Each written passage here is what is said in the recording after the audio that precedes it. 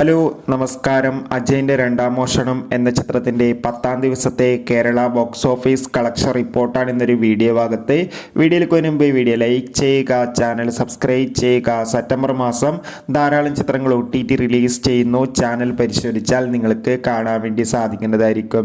ജിതിൻ ലാലിൻ്റെ സംവിധാനത്തിൽ ടൊവിനോ തോമസ്, ബേസിൽ ജോസഫ് എന്നൊക്കെ പ്രധാന കഥാപാത്രങ്ങളായ ചിത്രമായിരുന്നു അജയൻ്റെ രണ്ടാം മോഷണം. ചിത്രത്തിന് മികച്ചൊരു പോസിറ്റീവ് റെസ്പോൺസ് തന്നെയാണ് പുറത്തുനിന്നുകൊണ്ടിരിക്കുന്നത്. അതുകൊണ്ട് തന്നെ എല്ലാ സിനിമാ പ്രേമികളും ഒരേപോലെ ചിത്രത്തിന്റെ കളക്ഷൻ റിപ്പോർട്ട് അറിയാൻ വേണ്ടി കാത്തിരിക്കുകയാണ്.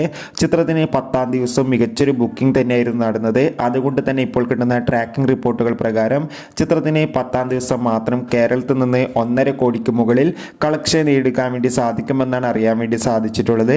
കാത്തിരിക്കാം ചിത്രത്തിന്റെ കൂടുതൽ അപ്ഡേഷൻ അറിയാൻ വേണ്ടി. അജയന്റെ രണ്ടാം മോഷണം എന്ന ചിത്രം കണ്ടവരുടെ അഭിപ്രായം കമന്റ് ചെയ്യുക. കൂടുതൽ സിനിമാ വാർത്തകൾക്കായി ചാനൽ ഇപ്പോൾ തന്നെ സബ്സ്ക്രൈബ് ചെയ്യാൻ വേണ്ടി പരിഗണിക്കുക.